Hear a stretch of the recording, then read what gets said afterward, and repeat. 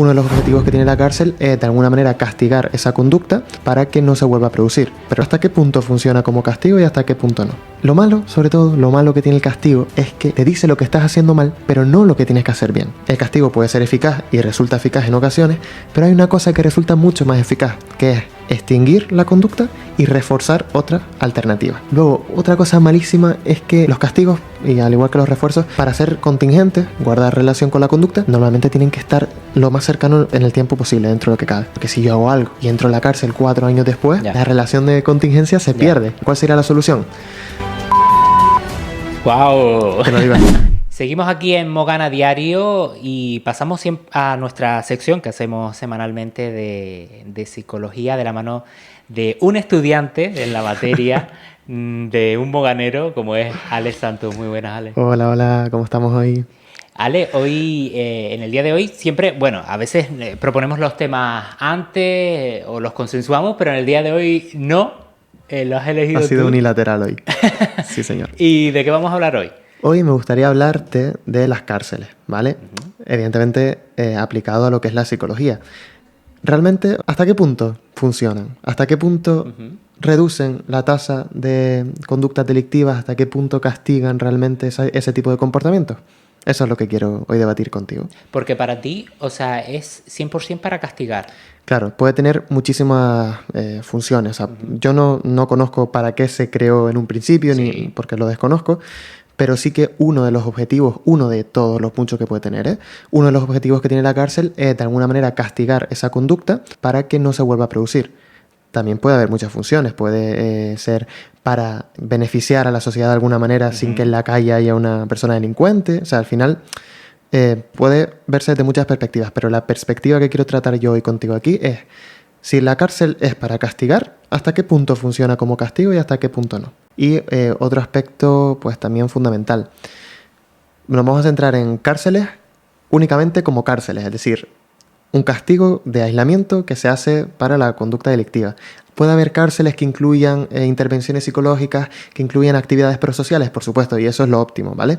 Pero nos vamos a centrar en la cárcel literal, tradicional, para hablar de si es eficaz o no. Claro, si nosotros vemos los datos de conducta delictiva, normalmente depende de la fuente en la que lo mires. Yo la última que revisé fue en el INE, en el Instituto Nacional de Estadística. Más o menos ves que hay cierto mantenimiento, ¿vale? Creo que fue en 2020, si ves la gráfica, te sale un pico hacia abajo por el tema de la pandemia, deduzco yo que es por eso, pero más o menos tiende a mantenerse, ¿no? Claro, nosotros no podemos determinar que ese mantenimiento de esas conductas es única y exclusivamente porque la cárcel no funciona. Puede haber otros muchos factores que desconozcamos. Pero no da que pensar, ¿no? Entonces yo, viendo esta estadística, me hice la pregunta, ¿hasta qué punto la cárcel puede ser un castigo? Claro, primero tenemos que entender lo que significa castigo, porque así lo hemos usado todos. Te voy a castigar, ¿no? Lo típico de unos padres a su hijo. Pero realmente castigo es una consecuencia de una conducta que se hace contingente. Esto significa que guarda relación, que está relacionada. No te castigo porque sí, sino tú haces esto y yo te castigo. Y eso reduce la probabilidad de que esa conducta se vuelva a dar. ¿Se entiende? Está un poco técnico, pero básicamente si yo hago algo y me castigan, pues voy a hacerlo menos. Si eso realmente es un castigo, porque si tú me estás castigando y yo sigo haciéndolo, no está siendo tan castigo, ¿vale? Entonces ya no sería castigo, sería una consecuencia aversiva o lo que fuera. Pero cuando hablamos de castigo, es realmente que reduce la probabilidad de que la conducta se dé. Entonces, ¿hasta qué punto las cárceles son un castigo? Pensemos una cosa, que si tuvieras que decirme una desventaja de los castigos, ¿cuál crees que podría ser? Como modelo educativo, o sea, como manera de educar, me refiero. Imagínate, unos padres castigan a sus hijos. ¿Qué puede tener de consecuencias negativas eso en sus hijos o en otras personas? O sea, se me ocurren varias, pero es que muchas veces la gente ante un castigo se vuelve más rebelde aún, por ejemplo. Exacto. Entonces, pues eso, pues crear más rebeldía. Vale, eso es uno de los efectos. Puede haber efectos de reactancia, es decir, esa respuesta que tú das cuando ves que una persona está, digamos, limitando tus libertades, está como tratando de controlarte. Al final el castigo se puede deducir que es una forma de control.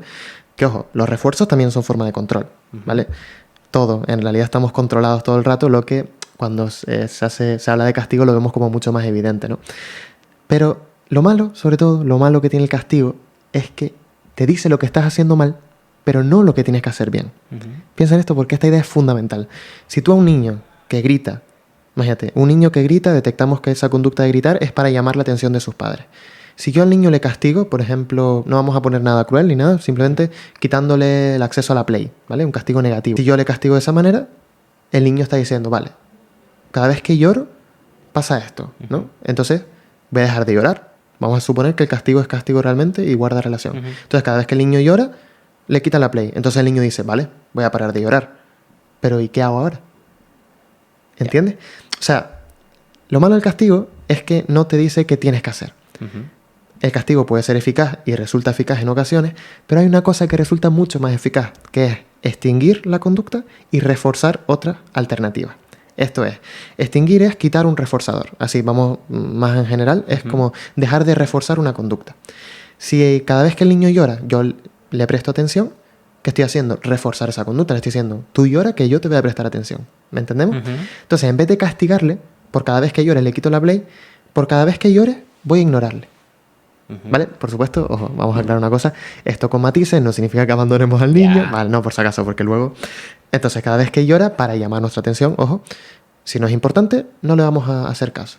Estamos extinguiendo esa conducta, estamos quitando lo que antes estábamos reforzando. ¿Vas entendiendo más o menos? Y ahora lo que vamos a hacer es reforzar otras conductas alternativas, otras cosas. Por ejemplo, si el niño en vez de llorarme para llamar la atención, me dice tranquila y educadamente, oye papi, ¿podemos ir al parque? O lo que fuera, yo accedo a esa petición. Le digo, muy bien, vamos al parque. O sea, estoy reforzando por otro lado, mientras extingo por el otro. Entonces fíjate la diferencia, el castigo solo te dice mal, pero la extinción y el reforzamiento de conductas alternativas te dice, por aquí no lo intentes, vete por aquí y lo vas a conseguir. ¿Entendemos la diferencia? Sí, pero es que ya me estaba yendo al ejemplo extremo. Pregúntamelo, o sea, ponlo, sin problema. Yo a un asesino le voy a decir... Vale, claro. Claro que... Vale, claro. ok, ahora aterrizamos en No, eso. pero espérate, antes de tirar eso, voy a seguir con ese mismo ejemplo. Vale. Yo he escuchado o he visto vídeos, por ejemplo, de personas que utilizan más bien el modelo de educación, por ejemplo, ve al niño llorando, sí le hace caso, pero no lo infantiliza, lo trata como... Lo valida.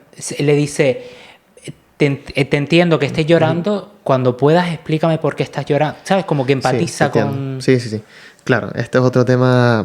Esta educación muy healthy, o digamos así, que se está creando ahora, tiene su lado bueno y también tiene su lado malo. Lo ideal sería, como siempre digo, analizar qué función tiene cada conducta, o sea, para qué lo está haciendo, ¿no? Y en función de eso ir trabajando.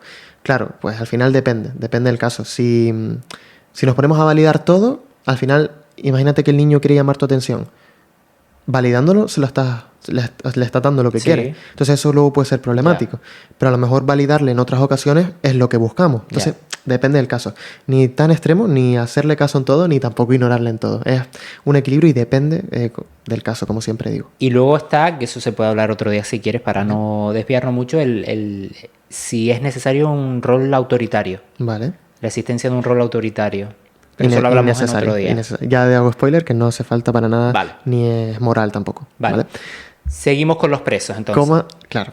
Yo aquí solo te estoy explicando que el castigo no funciona. Vale. Evidentemente, esto llevarlo a una práctica tan grande y tan significativa es complicado, ¿vale? Lo ideal sería que cada persona desde que naciese, pues, se reforzase en conductas más prosociales. Pero esto no es así.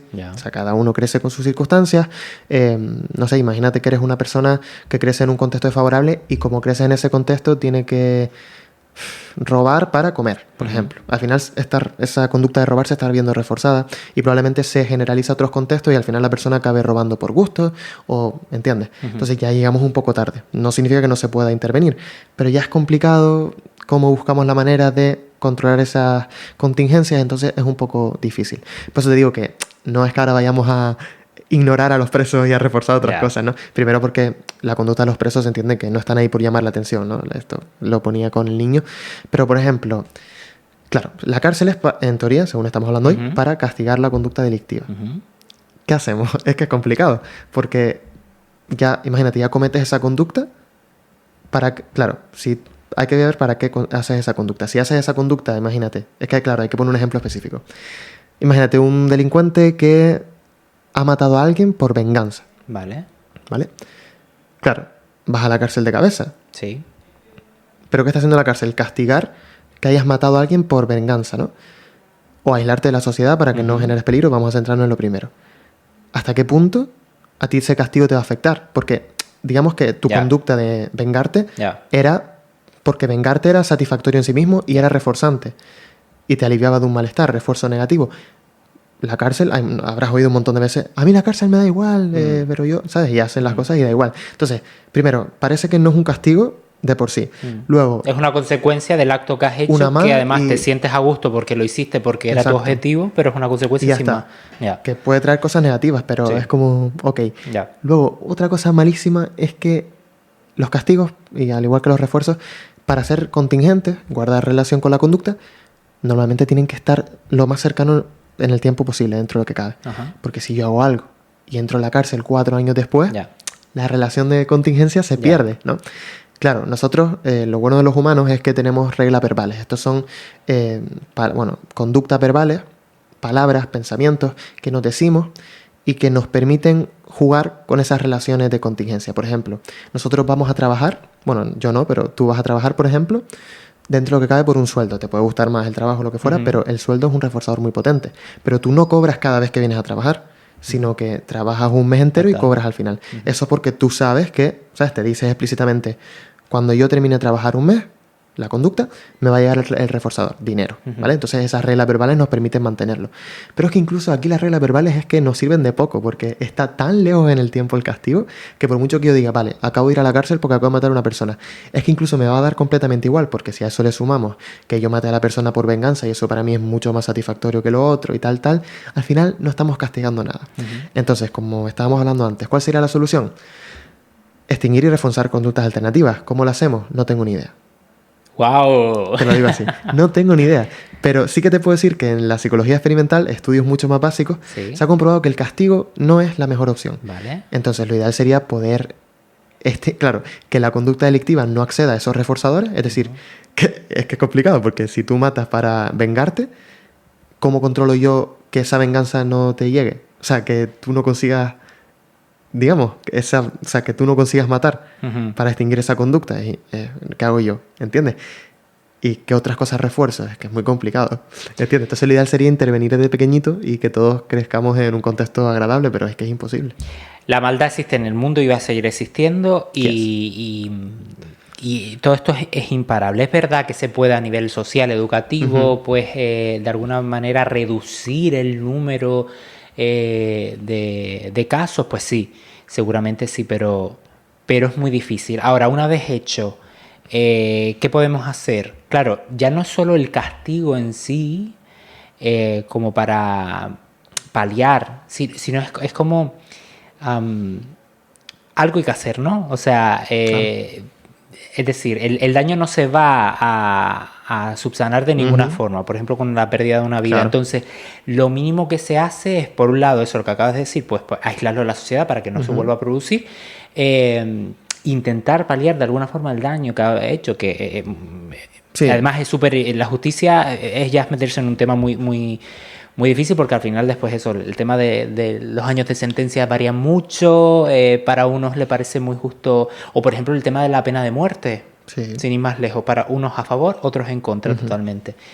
Pero de alguna forma hay que, tiene que pagar, por así decirlo, por lo que ha hecho la persona. Sí es cierto que yo opino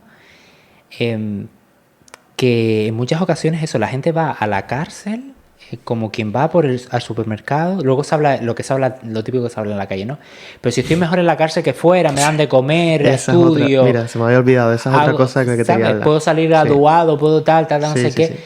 Y sí, realmente es así, es un poco contraproducente en el sentido de que me parece bien que se economice el tiempo y de alguna forma pues salgan personas de provecho y se puedan poder reinsertar en la educación, en la sociedad con educación, sobre todo los perfiles así más light, bajos, más, ¿sabes? El tema de tráfico de drogas, tal, a lo mejor es un poco más... pero sí... Es que depende también del país y de cómo se mire, porque Tailandia o países de Sudamérica, las cárceles son inhumanas y sufres muchísimo. Sí. Pues nada, pues les dejo con humo en las cabezas a todos ustedes que nos están escuchando. Y Ale, muchísimas gracias. Muchas gracias a ti, nos vemos pronto y adiós. Buenas tardes. Chao.